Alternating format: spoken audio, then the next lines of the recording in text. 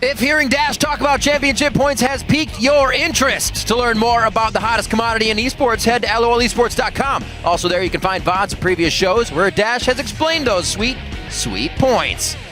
But right now, we're going to turn our attention to the next match with Team Dragon Knights versus Team Liquid. After successfully knocking out Winter Fox in the Summer Promotion Tournament, Team Dragon Knights have come to the West Coast to take over. However, due to visa issues, TDK will be fielding 3 substitute players. Yeah, an unfortunate week for TDK. Taking over the mid lane will be a player some people know quite well, Bishu, who used to play with Altec and Glebe on the Challenger team Cloud9 Tempest. Covering their AD carry position before their Korean player gets here is another Challenger player, Latman, who was most recently playing with Frank Fang Gaming. And in support is Baby, formerly Baby Eater. He played with COG's sub-squad when the regular team went to Korea for that boot camp last year. That boot camp, though. And it is a difficult position to step into because it's a new team. They don't have much time to practice, obviously. But honestly, we have seen in the past, sub-squads have been able to win a game or two. So they also get the LCS experience, and they can make cases for themselves as looking to find permanent places with LCS teams. So definitely an opportunity for these guys. And they'll be facing one of the oldest teams in the league, Team Liquid, also previously cursed in their aging. Liquid ended the spring split on a high note, and they look better as a whole, with Phoenix and Piglet playing in step with the rest of the team. Yeah, Team Liquid really did make an impressive late surge. They claimed 3rd place, and they were able to break the curse of Fereth for 4th. However, that was a couple of good weeks of play if we really look at the whole season during playoffs, because the split was fairly mediocre overall. They were only 6th place in the regular season.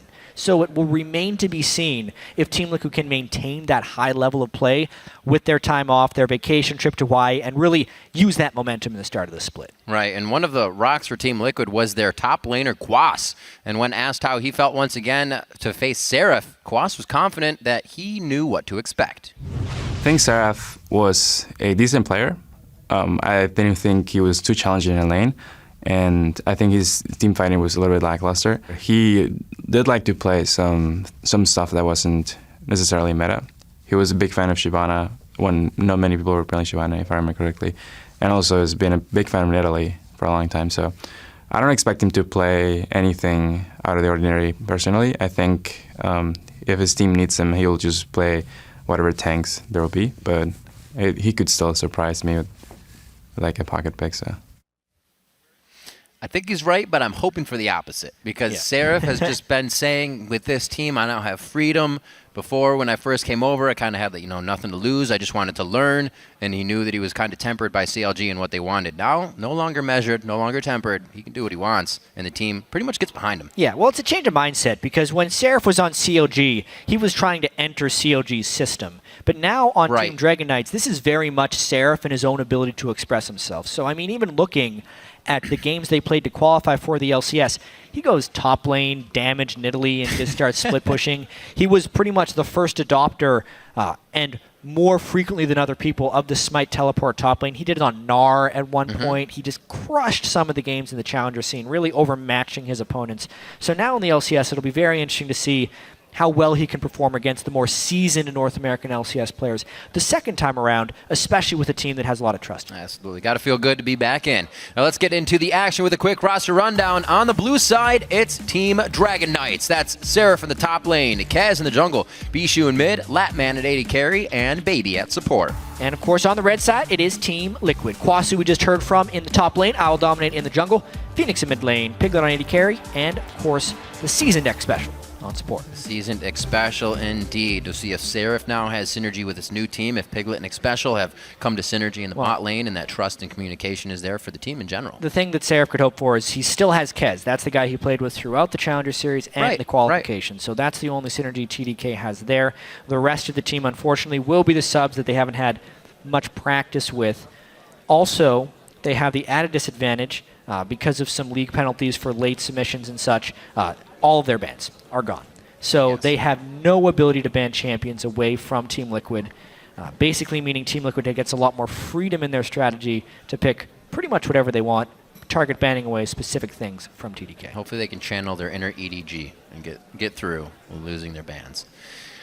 It's definitely going to be difficult. You can't pinpoint the teams you want. However, in an unknown team, I mean, maybe they can kind of pull out some ace up their sleeves and whatnot that isn't played in the meta that is a comfort champion to them as well, because Team Liquid has not been scrimming against this team for these past few weeks. Maybe even not a lot of these teams have met up with each other just yet.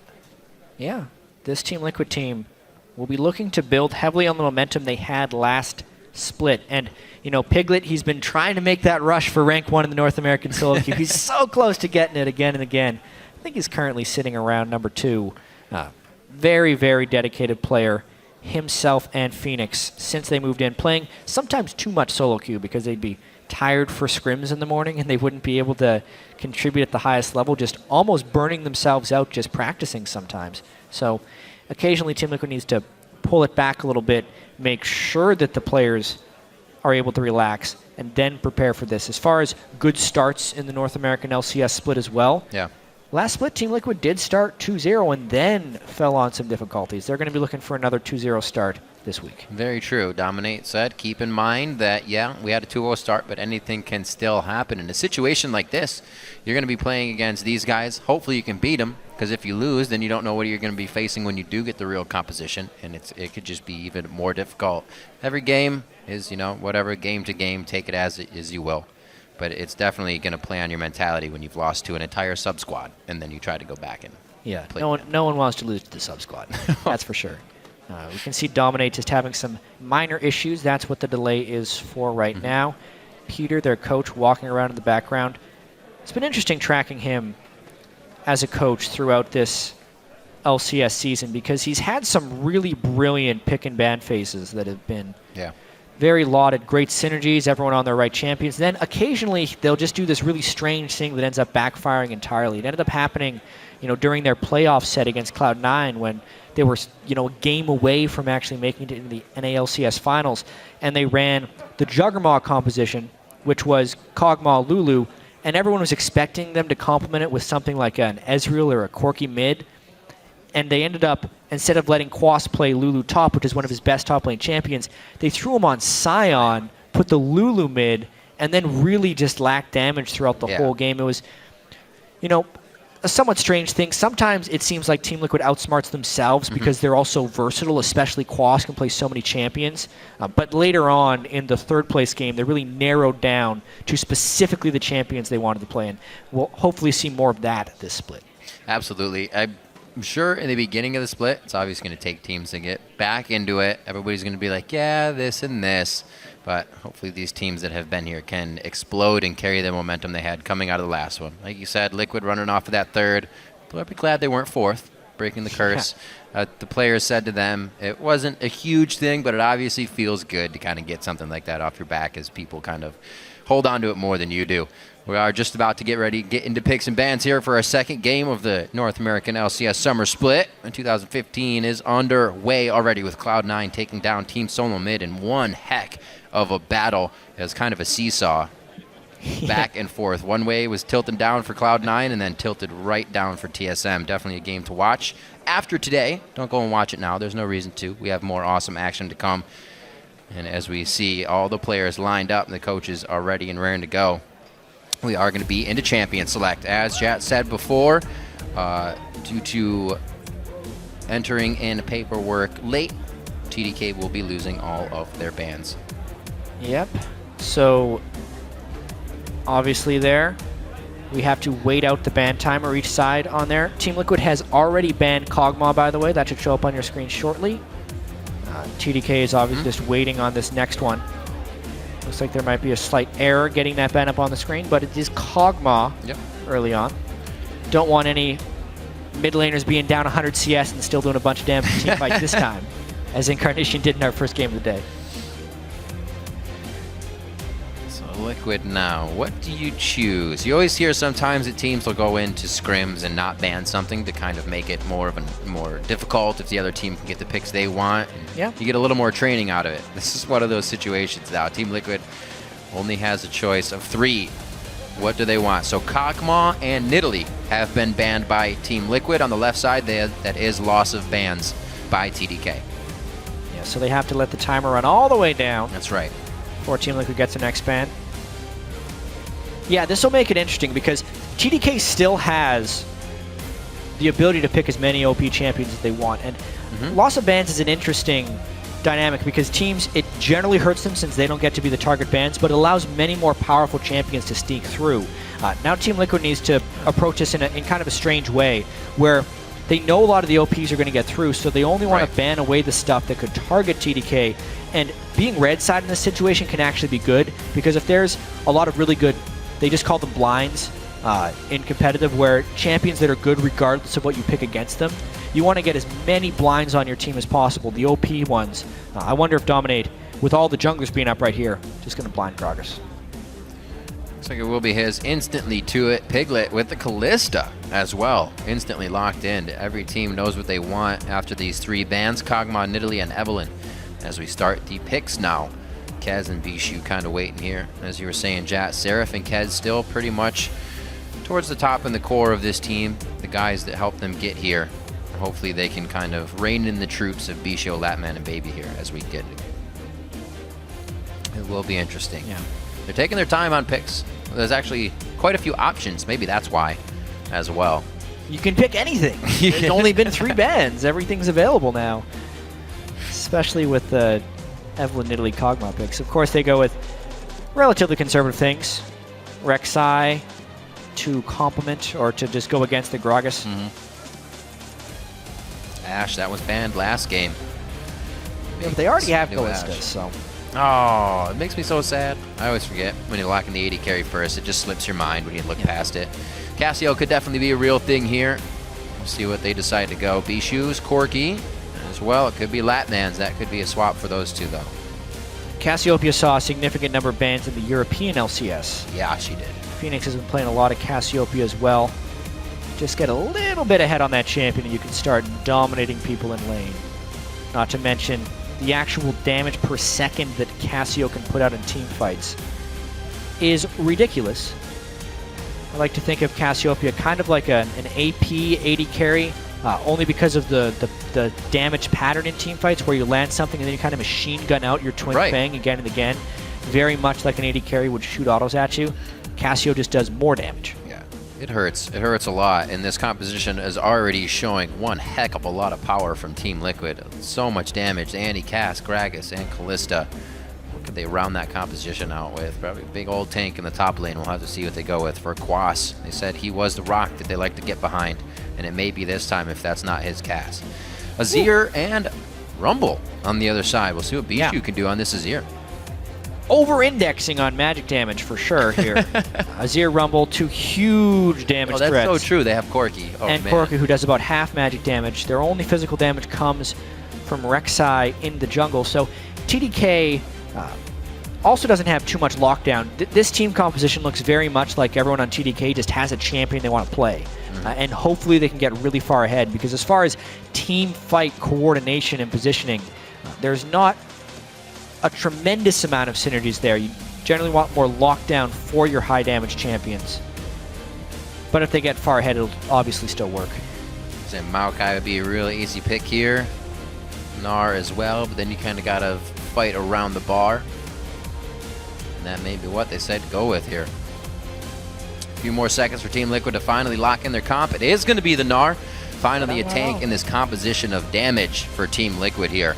We'll have to see how they play it out. The lane swap comes in as well. I'm sure it would be tough for these guys to play against it, having probably not done it too much coming out of the Challenger Series. Yeah. Here and there, obviously, but not at this level. Gnar is something I expect to see a lot of from Quas this split. Quas always been so good in the laning phase, also good at fairly mechanically complex champions, but Gnar combines those things as well as still bringing you a tank in the team fight phase. So it's the perfect top lane champion for the really good top laners in pro play. So how would you, as a player, just kind of take a team with 3 subs?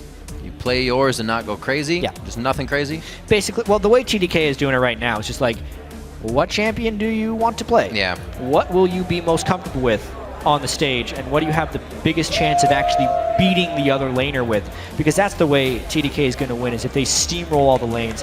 TDK is not going to win with great team fight coordination and rotations. They have to be able to mechanically win their lanes. So just pick whatever's comfortable. TDK coach Sean and Peter shaking hands as they make their way to the back to now watch what the teams can produce with the compositions they have now set forth. Let us know who you think is going to have the edge in this game. We are in the second one of the summer split. Tweet hashtag TDK win or hashtag TL win to @LOL Esports, and we will obviously be tallying those up all throughout the game. You can get your votes right on the screen at the most pivotal moment, that one fight, so you can have a say in it. Keep cheering for the players here in the crowd as well as tweet at home as we get into our second match of the day. TDK, we get to see them now on the Rift here in the LCS versus Team Liquid. It's going to be one heck of a matchup. Rumble again in the top lane, so we're going to get some explosive objective fights, but you got to count as well an Azir in there, and they're going to get even more dangerous once you start balling up. Looking on the other side, Dominate's going to be looking to separate all those fights. Yeah. And just get a lot of kills cleaned up here by Piglet and Phoenix. It's going to be interesting. Always very critical to zero out the Azir in late game team fights. Just because it's one of the main reasons, actually, if we just kind of go back in time and figure out why Azir and Cassiopeia are two of the most dominant mid laners nowadays. A lot of it does end up having to do with Cinderhulk, which improved the need for these types of incredibly high damage mid lane champions. You have more tanks on the field, which generally means you have more control in the team fights, which allows you to have these incredibly high damage mid laners who can excel with AoE damage. And if you think of the mid laners that do the most damage per second, well, they're kind of Cassiopeia and Azir outside of also having relatively strong laning phases. Cassiopeia we talked about in Champion Select with the Twin Fang being very AD carry-like, getting your AP ratios and base damages out very frequently. And Azir is the same way with the Sand Soldiers because that's basically an extension of his auto attack, but based on an AP ratio and also AoE. So anytime you have a longer sustained team fight, which is what you get with more tanks in the game, these types of champions are excelling in those team fights, and that's why we see them here. Interesting to see TDK not really go for too much of a tank here. Could have kind of maybe gone a Nunu in the jungle or something, get that Blood Boil on Azir, but they choose to go with a little bit more damage themselves. We saw that it was heavy on the AP side, so we'll keep an eye on how Team Liquid mitigates and starts to defend as they get up into these levels.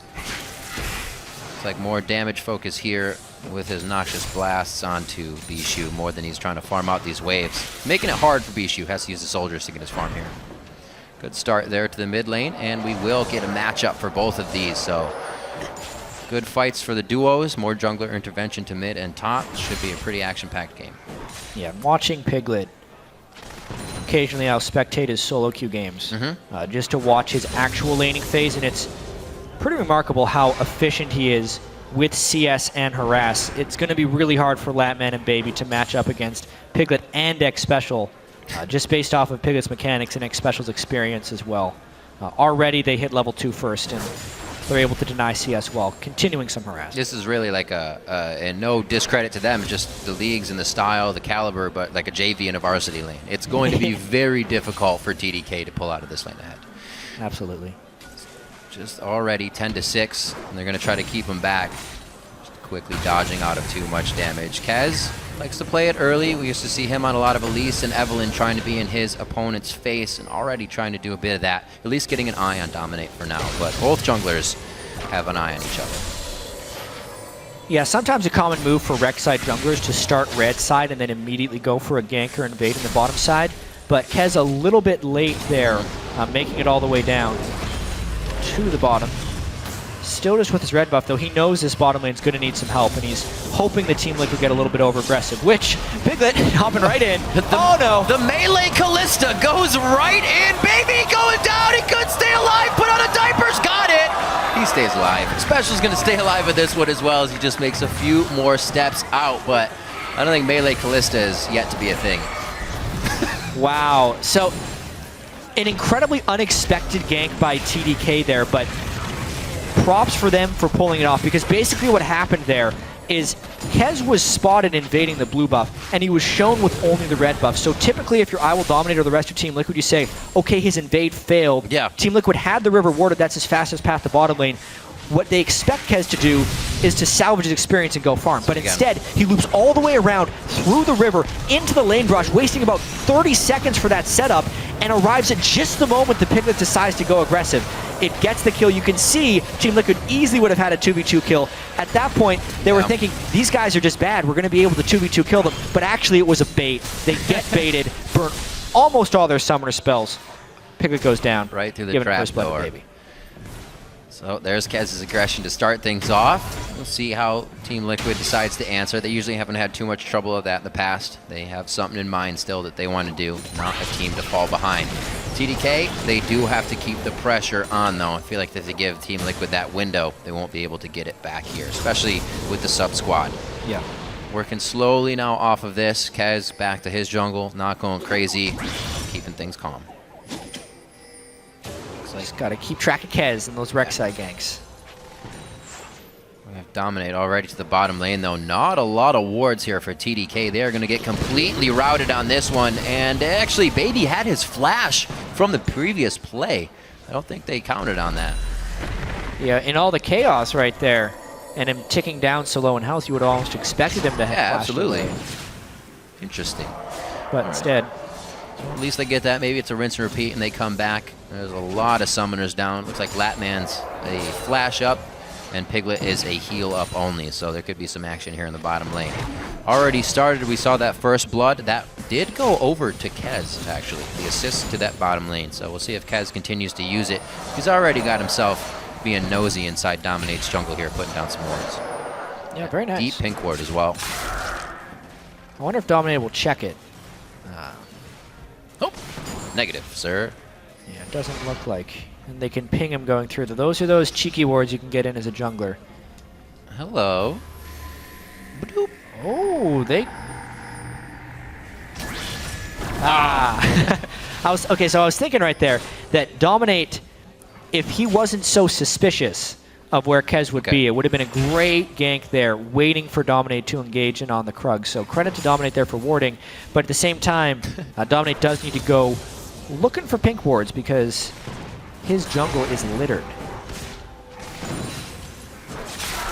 Special, just feel like he wants to dive out and kill somebody right now, but he's just throwing auto attacks. As you said, Dominate is just pretty much walking around his security system right now, so TDK can be aggressive in the lane, they can be safe in the lane and kind of try to play it like they're junglers there. They do everything they want and have some mind games right now. This is good for them. Hopefully they can use it. Well, super early scrying orb as well. Pink ward put up in that brush by Team Liquid to make sure they don't get any more cheeky ganks. And 71%. Oh, what a nice Emperor's Divide! One last hit! Bishu says thank you very much. That's how you do it right there. Phoenix burns both summoners for that as well. He was disrespecting Bishu something fierce right there. Up in CS, thinking he can go and get the kill. Bishu just completely outplays him, dashing in and getting the knockback. Exactly how you do it. Still having the soldier there once Phoenix went back around the Sand Soldiers as well. What a better way to have it happen than, I mean, your jungler being there as well, but a kill to the bottom with assist, a kill to the mid lane now. So. How's this for a mid lane substitute? TDK have Alex Siege, now Bishu, all these mid lane substitutes always working out just in range for the knock-up. Knocks him back right away. Phoenix misses his Petrifying Gaze entirely. Bishu was well out of range. Well, he hit the soldier. Just to be safe, Bishu had turned backwards as well when the Petrifying Gaze went off, just to make sure he wouldn't be stunned. Phoenix smart play. In the mind of Phoenix. That's one of those plays you could say. Phoenix thought he had the upper hand, and Bishu knew all along. 55 to 65 there, so a good pickup there for Bishu to kind of clear up some of that CS deficit. A little bit of a ward volleyball going on here between Kez and Dominate. Oh, hello! Phoenix just gets back to lane knowing both summoners were down. They put him again in the coffin. Kez can find himself dead here. Here's Quash from the top lane with a teleport. He takes it. He's actually about to gnaw out as well. I don't think he's going to be able to hop over the wall in time to get to the rest of the team, but a very nice reaction by Team Liquid to not lose everything on this. Actually, Jat still going in. Quash with that Narbar halfway down. Sarah finds himself in a bad spot. Both of them should just walk straight up right now and take the high road. And it looks like they may actually be caught out continuously. Quas could get a double kill in this situation. Here comes Kez. He's going to try to get to the top side with his call, and it does not happen. That's a triple kill coming in for Quas all together from one teleport. Quas means business right there. This was He's that rock. starting to get a little bit scary for Team Liquid. They got solo killed by the sub mid laner. They got an early gank fall against them in the bottom lane, but the teleport in from Quas, managing his rage, going in and out, mini to mega to mini again. Yeah. And the 3 kills. This is going to be Nar's game if Quas wants to try and rescue Team Liquid here. That makes him so big. He already had that Hex Tech to go into the fight with, which not allowing Seraph to push him out of lane, and now he's just going to come back even bigger. More magic resistant. Yeah, the big thing here is as well, TDK, very heavily magic team composition. Not even a Warrior Rek'Sai for more physical damage. Cinder Hulk instead, so really, really limited amounts of physical damage, meaning the Quas with a Hex Drinker and a Spectre's Cow already is going to be near impossible to tank down. What he's doing. Yeah, looking at this one, I mean, it was a good gank there to kill Phoenix again, but when Dominate was able to knock everyone back into the turret, it really just turned the tides, and at this point, it was just about Team Liquid making sure they didn't take too much Azir damage, and Quas just getting his damage out. The fact that he could catch Seraph against the wall to get him low enough was very critical, so the Flame Spitter couldn't just spam and stay on him. But remember, the Hex Drinker on Quas did allow him to tank a lot of that damage, despite the Rek'Sai coming back into the fight after the death. It was just a little bit too late. Whew. Quas Long fight. Quite big there. Yeah, very long fight indeed. We'll see all of that work. The 3 kills across the board for TDK quickly picked up in a matter of seconds by Quas. Only in one lane though. We do see that TDKs are spread out across the map, so if Quas isn't here for the fights, it's not really going to matter that they got those kills. Cleaning up in the mid lane, 94 to 71. Bishu may mechanically outplay Phoenix, but he does not in the laning phase, it seems. He gets the solo kills. He gets the solo kills. CS CS to aggro though. still going to Not so much. It's alright. CS can definitely amount to having one of those kills. You need only 200 gold up on Phoenix, so there's not too much disparity there. Quas using his newfound power to just stay in the face of Seraph here. Definitely not going to let him get off the turret. We already know it's hard for Rumble to farm, so this is going to make it even harder. Good plays by Quas so far. Yeah. Also, Piglet was able, despite falling early, to still farm up and get a BF sword. A lot of times when you get into trouble early as an AD carry, it severely delays your BF. Oftentimes you have to go pickaxe or vamp scepter first.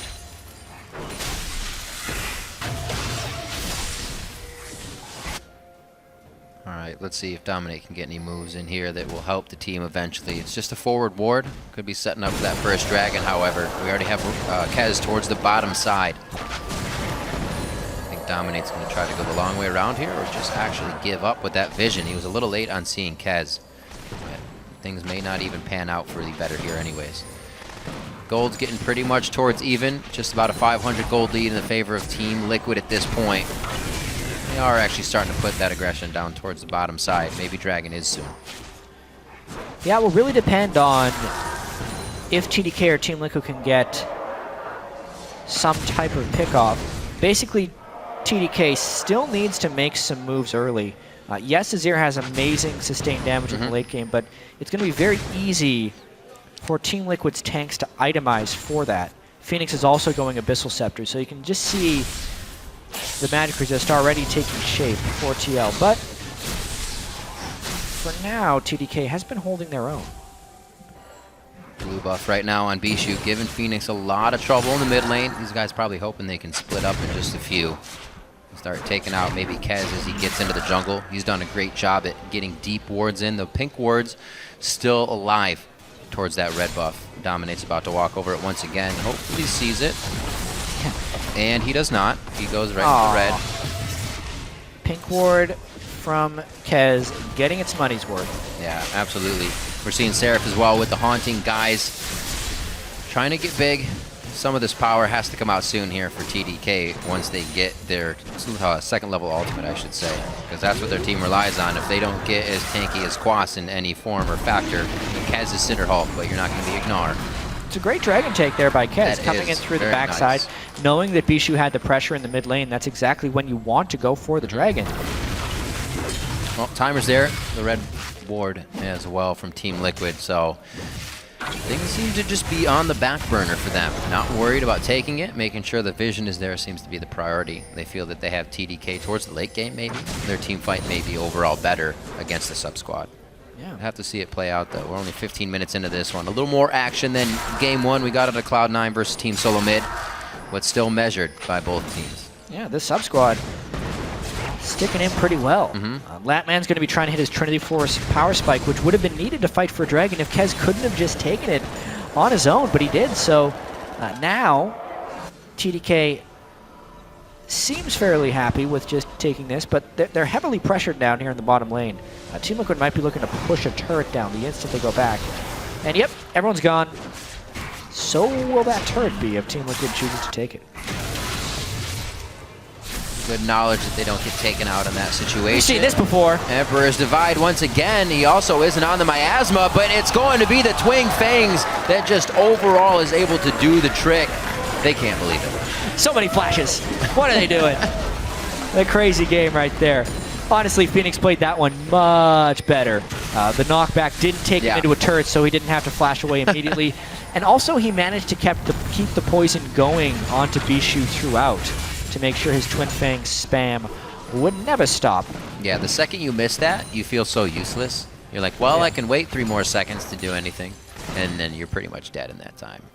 So with all the flashing going on, definite kudos there. Just the dive in. Latman wanting to get a little bit of melee Corki in onto Piglet, forcing the summoner heal at just the last moment there. Very nicely done. They had the ward on to Special, so they knew. Now to the top lane, Kez and Seraph onto Quas. He's about to gnaw out. Should be able to get a little more sustain for, I should say, tank out of this, and may be able to wallop and hop his way into a safe situation. He does have the roam up from Phoenix. Already has dominated the flash body slam into Seraph. Completely throws him out of the mech, rumbled down, and Kez has to turn face here. We already have Phoenix cut off Bishu on the way up, so they're not able to assist in this fight, but no real damage was traded by them during that run-up. So if you're like me and you're wondering where all that Gragas damage came from, it's because I Will Dominate is doing an atypical skill order on Gragas. Most people will max their barrel in jungle.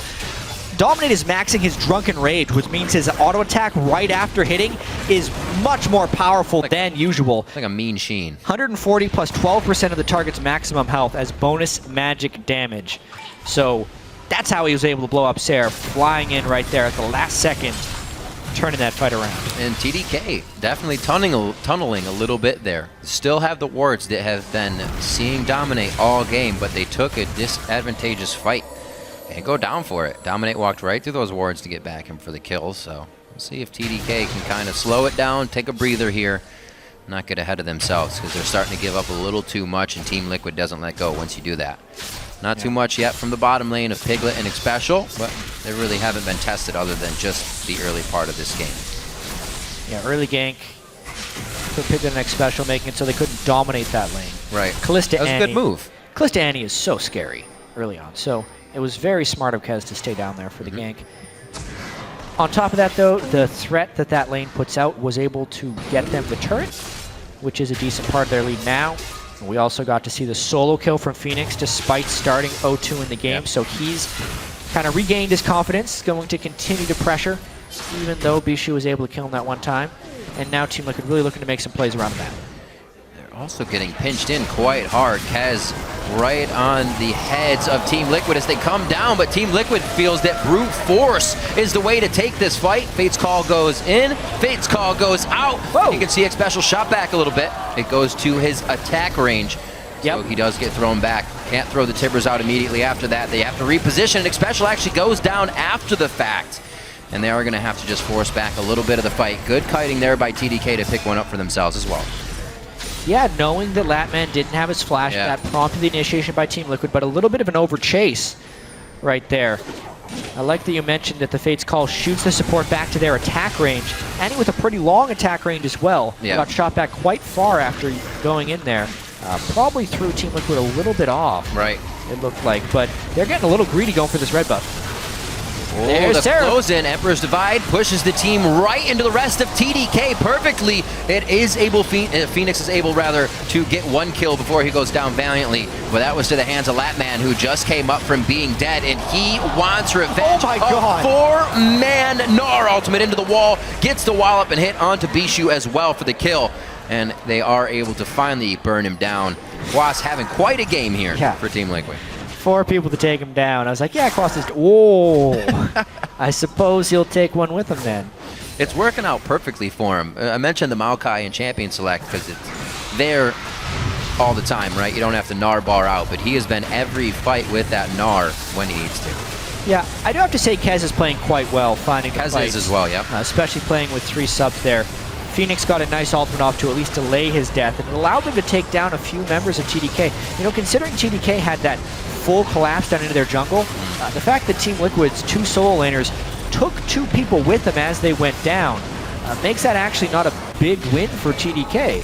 It was an overly aggressive move for Team Liquid, but ultimately they weren't heavily punished for it. See Liquid still placing a few exit wards here, knowing that TDK will be repairing what happened, as well as spending some of their cash. Bishu here picking up needlessly large rod in the mid lane to a Haunting Guise Abyssal Scepter. Phoenix this game for them. He's going for a lot of pen in his build. Yeah, and also just a little bit of extra survivability. One nice thing about the Cassiopeia always going tier is as soon as they get that Seraphs, it's a huge amount of defensive shield he throws up in fights. This time with the Haunted Guys. The underrated part of that is the extra health you get for tankiness. Rumble benefits from that greatly, and I expect Phoenix is expecting to get in close this game to deal his damage. It's already had to happen a few times. Whether he's bounced out or just in the middle of the fight. He's protecting the turret right now in the mid lane. He is there for the aggression.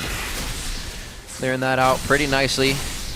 Has a 40 CS lead just above actually onto Bishu, so he is definitely going to hit some item breakpoints coming up towards the mid game here. Quite quick.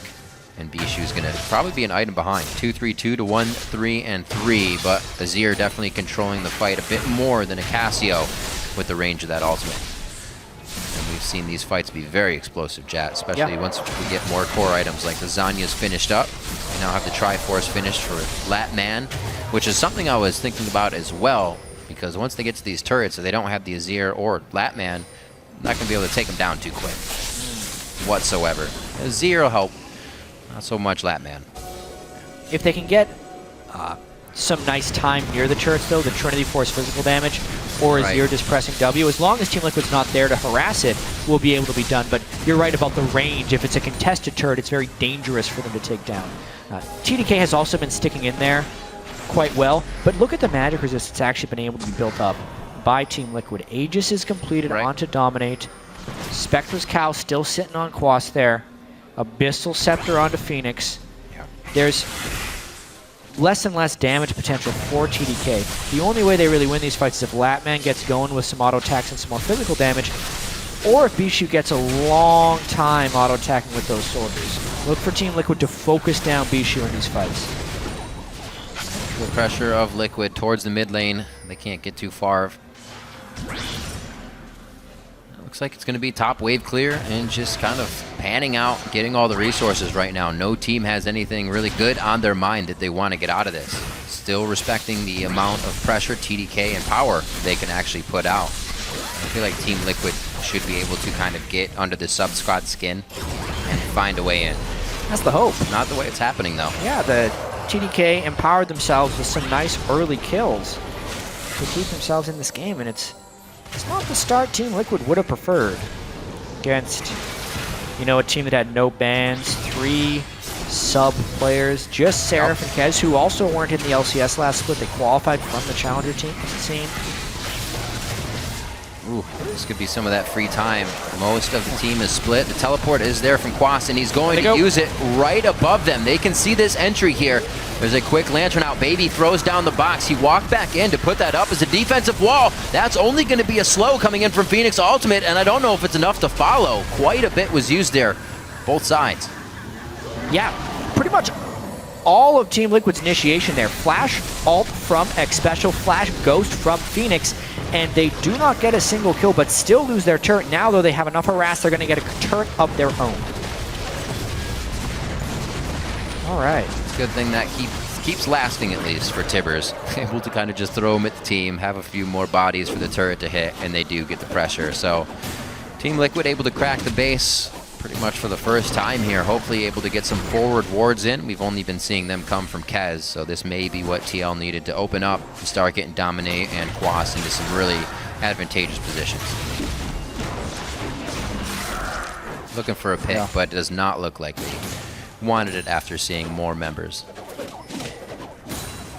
Some big item breakpoints. Phoenix completed his Seraph's Embrace. It's transformed, so he can use that for the shield now if he actually gets into a team fight. Quas able to go for that Frozen Mallet as well. Yeah, that's a big item there for Gnar. Mini-Gnar being able to train people down with the Frozen Mallet gives him enough time to transform into Mega Gnar, where he really becomes dangerous. That's what happens when you get 3 quick kills. Hat trick right in the beginning of the game off of 1 teleport. It really started to catapult Quas's lane. Good thing to Seraph, he kept in that lane, 196 to 184, but Quas is still going to be a detriment to the, well, not detriment, be a problem, I should say, for the rest of his team. 1 minute and 20 seconds on that Dragon, and looks like with teleports down for TL, they're going to be hovering that with all their bodies. That is really what this game is going to end up coming down to here. A lot of the outer turrets down. The only outer turret still alive is Team Liquid's bottom lane turret, thanks to the shoving that Piglet and Special have been able to do. And once again, we're going to have to look to see if Bishu can stay safe on his now Death Cap Azir, which is really powering up. Because if he gets a lot of time auto-attacking with those soldiers in the team fight, no matter how much magic resist you build, Azir can do so much sustained damage. If you look at his total AP ratio, every time he gets another auto attack from those soldiers, it makes it go higher and higher and higher and higher. Not to mention Leander's Equalizer, if it's in the right spot, just to get them started off. Definitely a thumbs up that they got to this point, at least the Kez. Shot calling, especially for 3 new members as well. They should be following order, but it's not always the easiest when everybody wants to get this minion, get that. Everybody has fallen in line here for what TDK has needed to do. Just need to do it a few more times. How big does the problem become when all they pretty much have is max AP items, and they're getting defended by Team Liquid. Team Liquid's already built their Aegis, their Hex Drinkers, and probably Quicksilver Sash soon for Piglet if he ever needs to get out of everything. I guess there's no hard, but... I think it's already a pretty big problem. Yeah. That's why they need an ideal team fight. So if Team Liquid gets a clean initiation that can stun multiple people, let's say from X Special, Team Liquid could make short work of them. A lot of it will have to do with Dominate knocking them back. You can see here they're hoping to find their window into this Dragon. Maybe they force in. Let's see. There's the flash. Tibbers coming in. Hits up. Callista Piglet stealing that with the Rend as well. Damage coming in from Phoenix is huge right now. The ultimate pretty much shut down the entire team of TDK. They were just stopped by the beauty of Phoenix. And Quas's Gnar ultimate. Yeah. Wow. Huzzah. Don't stand next to a wall against Quas's Gnar, but that's the path they chose to funnel in to disrupt that Dragon. X Special held him there for a short time. Quas jumps in afterwards, and that's exactly the situation you want as Gnar. Quas managing his Gnar bar just right, getting the Rage maxed right before that, gives him the Dragon, a bunch of kills, and the Baron. Team Liquid can control the game. So big. Yeah, look at that. He's already had it in the right spot, lands his spells to get it up just right. The hook means he's going to be hitting Mega Gnar, and TDK's, oh no, at this point. 4-man Gnar ultimate with Bishu in the back, and Bishu couldn't get the right soldier auto attack off because he's just hitting Quas, who's the tankiest person on the team. That's so much crazy damage. That was the ideal team fight for Team Liquid. Yep, we were talking about what TDKs would need to be. No, sir. It comes up for Team Liquid. Good hook into a Tibbers, into the Casio, into the Gnar. Not much you can do about that if you're not going to move for the next 5 or 6 seconds. So now TDK know what they are up against and know how hard it's going to be. Stay away from Quas. Yeah, to actually get back in this game. That's not the first time he's had 3-man ultimate. He did it right in the beginning of the game we saw as he came down. Big things for Team Liquid. Let's see if they finally put their foot down. We did know of them to take a little bit of time. It's not that they didn't know how to end the game. It's that they play it very safe at this point and make sure they don't make any mistakes on the way in. But that also causes some problems sometime. I think they'll be all right versus the AP heavy team with TDK here, as we've been saying before. So another start to the split with wins for Team Liquid. Be very nice for them. That's the hope. 5,000 gold lead now with Baron. Basically, they're trying to get side wave control right now. Quas does have his teleport, so if TDK decided to initiate, he'd be able to teleport in the backside. Have to make sure to show some respect, although now with the death sentence down, you can see Team Liquid can just start hitting it straight away. The actual initiation from TDK is extremely limited when you compare it with Team Liquid, who can go Annie or Gnar or Gragas to really go in there.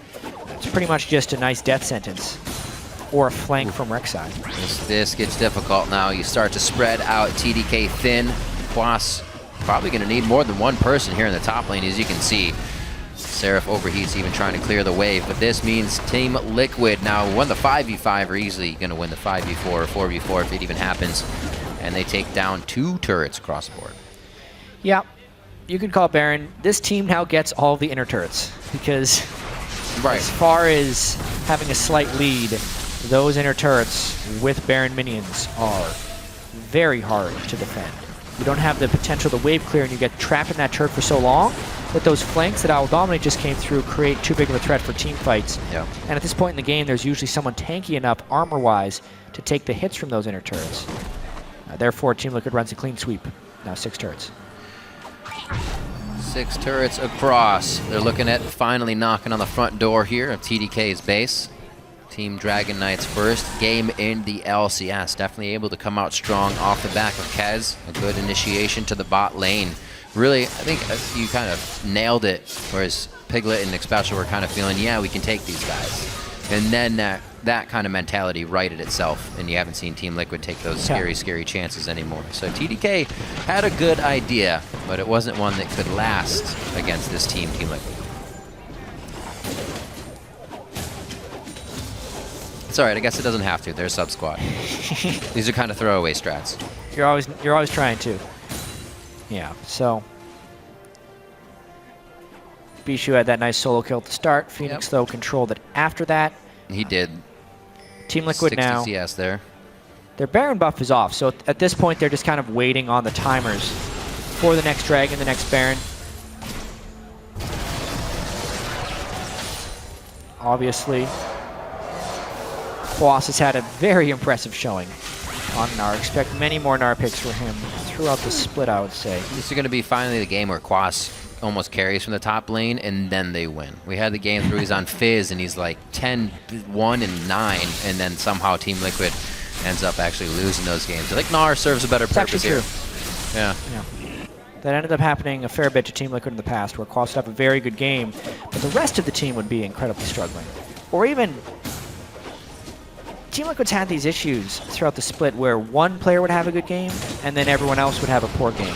And it was very rare that Team Liquid would find the right combination of everyone having a good game. Yeah. This obviously isn't the test against the newest team to the LCS also playing with substitutes, but it can always be some type of confidence builder, more stage experience. Yeah. Piglet and Phoenix more well integrated into the team.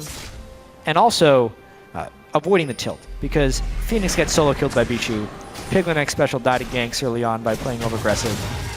We've heard there's tilt in those lanes. You can see that there's tilt. There's potential tilt from those. Piglet giving up first blood in a game against a sub-squad who was not meriting any respect from their laning phase. Right. But they've been able to recover quite well. That's the kind of training and the learning, that education that they have gotten together being a bottom lane. And now the trust that creates no silence between them. I'm sure there's a lot more communication between Team Liquid than there was last split. A lot more assurance as well in those calls. There's another Dragon going over to the team, number 3. So they put 4 in the minds right now of TDK. A little bit of pressure starts to come from that, but if there wasn't already enough already. Team Liquid's really getting a good way with this game. 59,000. Coming up on 50K actually for TDK, so they have about an 8K lead and Team Liquid. Already pressured with one Baron. Use it nicely to take the outer turrets. I don't think it's going to be much longer before they can get to the inhibitors. Yep, they're pretty much just waiting on the next Baron, which will be in a minute. At that point,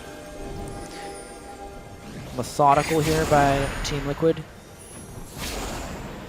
I think maybe. Yeah, go ahead. There's not much left for TDK to do because we talked about earlier on, they're kind of all in with that earlier strategy. Let's just all pick things that we're good at. If they can get ahead, they could have beaten Team Liquid to the big ticket magic resist items. But I mean, Banshee's Veil plus another Spectre's Cow. The Locket was very early on before I will dominate. The lifesteal has been pocketed by Piglet on 2 different items, so unless he's completely bursted out, which honestly, even though TDK has a lot of magic damage, it's all sustained magic damage. So no real burst there to take down a Bloodthirster shield. Can't really nuke someone. Team Liquid has built their items just right to counter the one-dimensional team comp from TDK. Looking down the board for TDK, if they've been able to put anything else in there, not even Latman with that Blade of the Rune King as well for his Corki. Now heading back towards the Baron. We will see what happens. Baby has that Elixir of Iron, so he's a big baby. See if he drinks that one down for this fight. 35 minutes on the clock. TDK is being pressured into this. Quast again, almost with a perfect bar, ready to gnaw out, and he gets activated actually by that Rumble ultimate. They are flying right through. He tries to throw everybody against the wall, and it looks like TDK is kind of able to spread this fight. But now that they leave it, they don't have enough HP to get where they want. That's going to be 1, 2, 3, possibly a 4th here coming in, looking for the pentakill for Piglet. He's going to find Latman. Latman hops over the wall to not give it to him, and Piglet wants it. He has eyes on the prize, and he is heading down the lane. Nobody else is going to be able to cut this off, and there is just too much distance. No Penta. He couldn't go for him. That was actually a really bold move there by Team Liquid. They knew they had the Callista Rend for the finish, and you could see how ready they were for TDK when they inevitably try to go in and stop them. The instant they throw down the Equalizer, Team Liquid peels off. Phoenix basically sacrifices himself for the greater good. They get the Baron, they win the team fight thanks to the Giant Gnar ultimate, and they nearly gave Piglet a pentakill. That was close. That was like Callista's dream right there. When you see all these low health targets and your Hurricane Callista, one of the best chasing and finishing AD carries in the game, just hops to safety again and again. It's very likely that'll never happen for him in that way again. Yeah, I mean, it's just too perfect. Watching this fight, again, TDK contests an objective near a wall, unfortunately. Double hop in from Quast, then he flashes back to make sure he gets the right angle. Stuns the majority of them. Bishu has to flash out so he can't keep his soldiers auto-attacking. Pretty good wall placement there from Bishu, but then, look at that. He even put the Fate's Call for X Special, who manned up and went in with about 100 health for the mini knockup because he knew Piglet would take him out. And then he burned heal because he wanted to chase for the Penta. Couldn't quite get it, though. At that point, you go all out. As hard as you want. Of course, man. Pentakills still count in the LCS. I hope they do. That's quite a bit of points. So, debate. I think he sold it. Did he eat it? Because he didn't eat it during the fight. Oh, he ate it after the fight. Oh, unfortunate. Baby's elixir was not used during the fight. I don't know if it would have helped very much. It's not like he's dodging or rather blocking any skill shots for people. They're just doing what they can to try and get a few of these Team Liquid members to fall in their favor. TDK having a rough first game here, but it is the sub squad. And kind of where it should be getting rough, right? The beginning of the game is kind of individual calls and how they work. But once the team aspect comes out, you can see where the subs start to hurt that play. Kind of an expected game from these guys. Decent laning phase because we know that's one thing about the mechanical skill and laning phase of a lot of these players. They're all very good, but you can really then get to see where teams differentiate themselves, even if they have a few kills that drop by the wayside. The way Team Liquid can then ward around the map, take objectives properly, know the right team fights, time their teleports together. All the intangibles are really what would make a pro team different than an amateur one.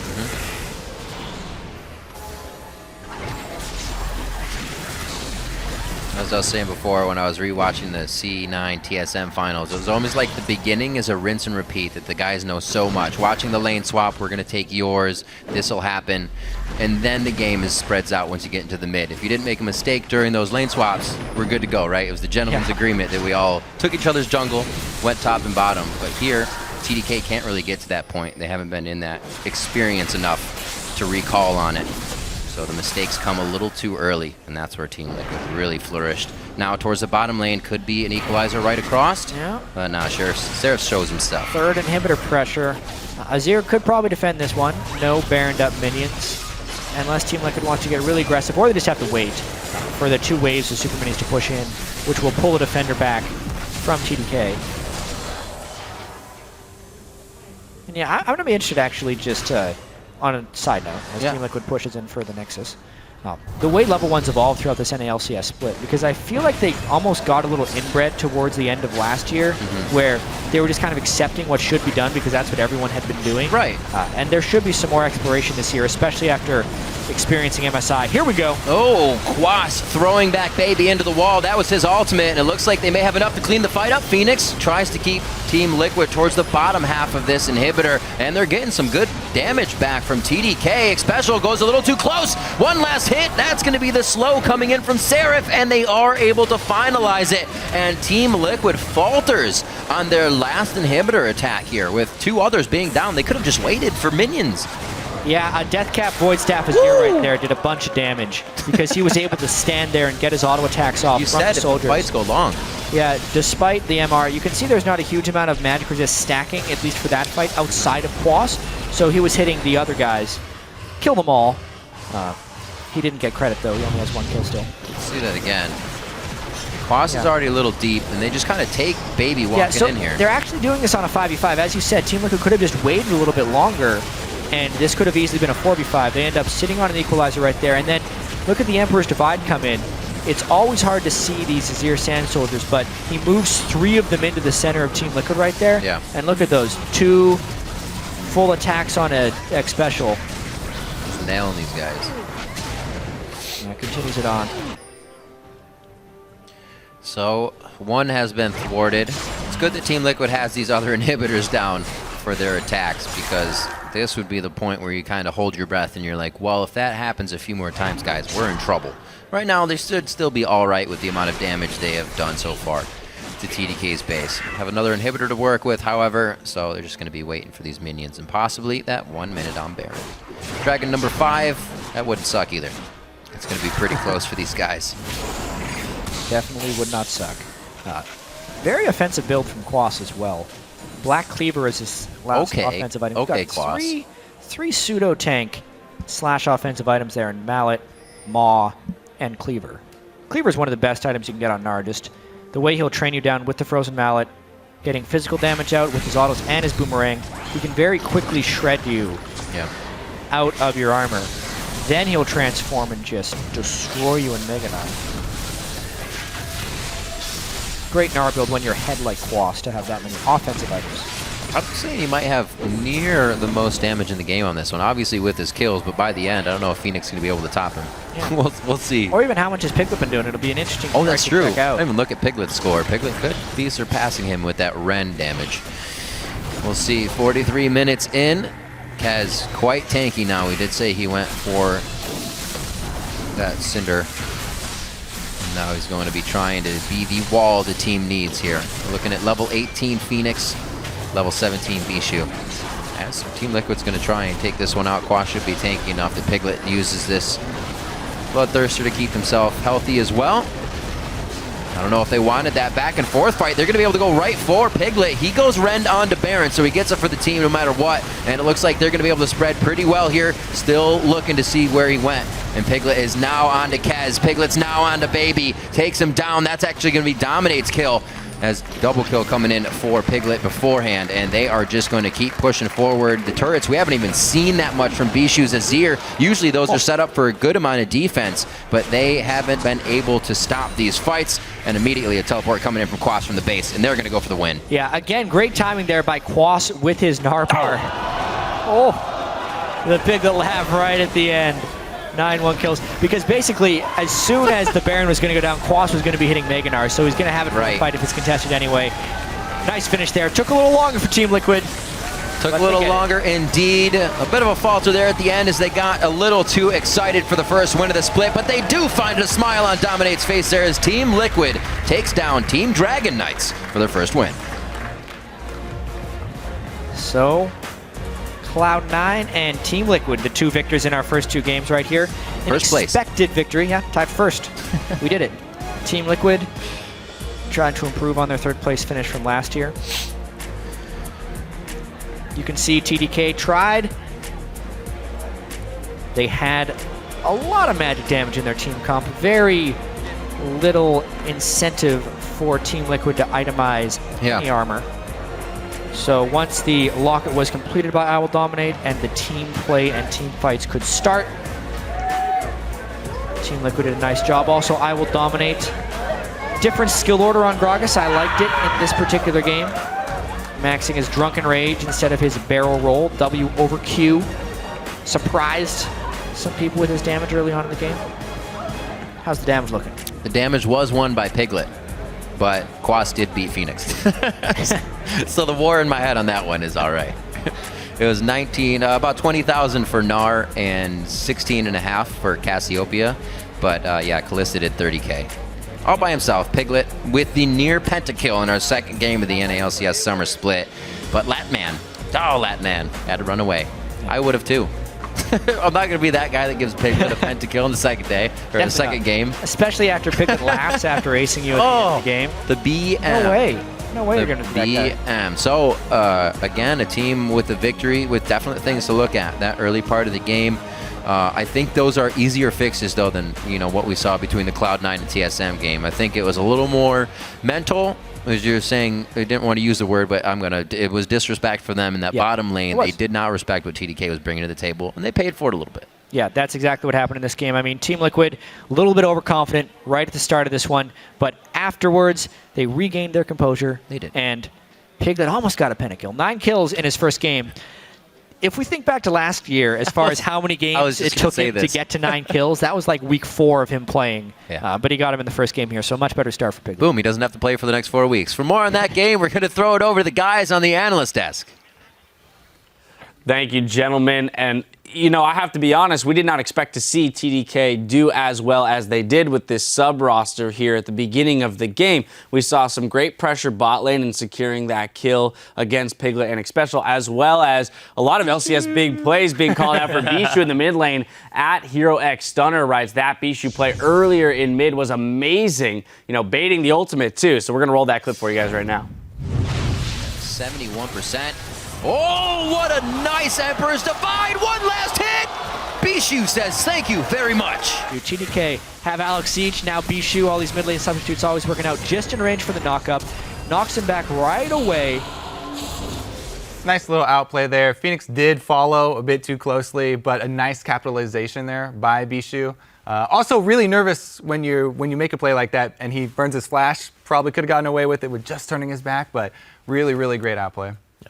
Yeah, so essentially, it's nice to have seen these guys come in, as a sub squad and have the confidence to make plays like this. That's what you want to see when you only have limited number of games on this LAN stage, is really come out, make a name for yourself, put pressure on the other team. And we saw it kind of take, Team Liquid off guard and put them a little off kilter for a good portion of this game before they were able to wrestle control out of them. Yeah, it's kind of what Jat likes to say, where they're playing with house money at that point, right? They're like, all right, we're playing in the LCS, we're getting this experience, let's go hard. Last time CLG had a sub squad, I think they got first blood every game they played in, right? Because they're just going hard, they're making these early plays, and then when they get out strategized later on in the game, that's the problem that they run into.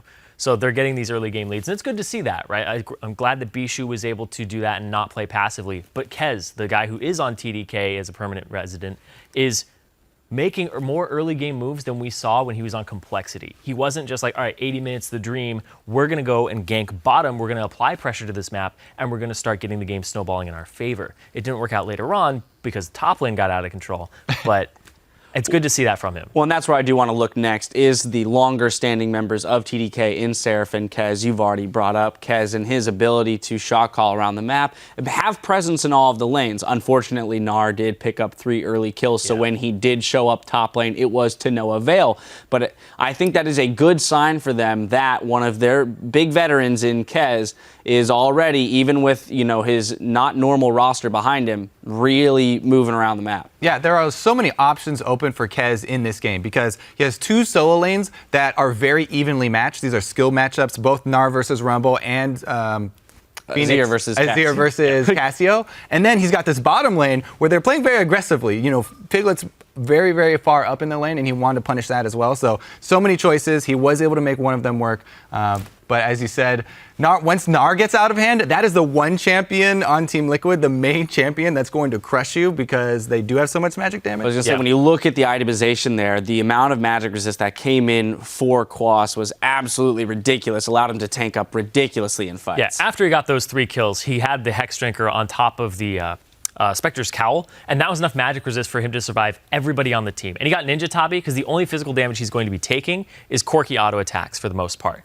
Everything else he does is pretty much magic and just stack that resistance. So that was a compositional error by TDK. It's such a great feeling when you can build for your lane phase and it's the same thing that you need to build for the team fight. You're just like, I don't even have to make any choices here. Yeah. Right. There's one decision tree, just one long decision tree. Let's take a moment to hop into our replay. We're going to go 27 minutes into the game. Kobe, I'm going to let you take this one away. Ends up being a 4-0 for Team Liquid. This is kind of where the game blew open. Yeah, this is the team fight that made the game. Well, we're going to pull it up. I'm going to hit myself there. The teams right now are actually extremely close. Very, very close in gold. So let's roll through the clip here and we'll see this is the dragon fight that decides the entire game. All right, so stacking up the Rend, you know that Kallista's probably going to get it. The hook onto Quas. This is the perfect team fight for Team Liquid. His Gnar is already charged up. You're basically pulling him in exactly where he wants to be anyway. And then they followed up so well with Dominate with his Gragas ultimate, right into Phoenix as well with the Kalista ultimate. Perfect execution after they were set up so nicely to get that giant Gnar ultimate. After that, it's very easy for them to just finish out the team fight. And Liquid kept their threats in different positions, so the Rumble ulti only goes across Piglet, and Phoenix can do whatever he wants on the side. It was really well played, just positionally and in execution. Right, the layering of the CC there, Annie into Gnar, into Cassio ult. I mean, from there, it did seem like just kind of another day at the office for Team Liquid once they finally had their legs underneath them. Well, when you win that fight, you get Dragon, you get Baron, and then they use the Baron to get 3 turrets. Three turrets? Yeah, all the outers. That's a pretty big swing. Exactly. So anyway, well played for Team Liquid. They do start off with a win, as much as it was probably expected for them. We are going to step away for just a moment, but when we come back, we'll check in on the conversation taking place on Twitter. So for any of you procrastinators out there, hurry up and get those answers in. After that, it's back onto the riff for Counter Logic Gaming versus Team Dignitas. So stay with us.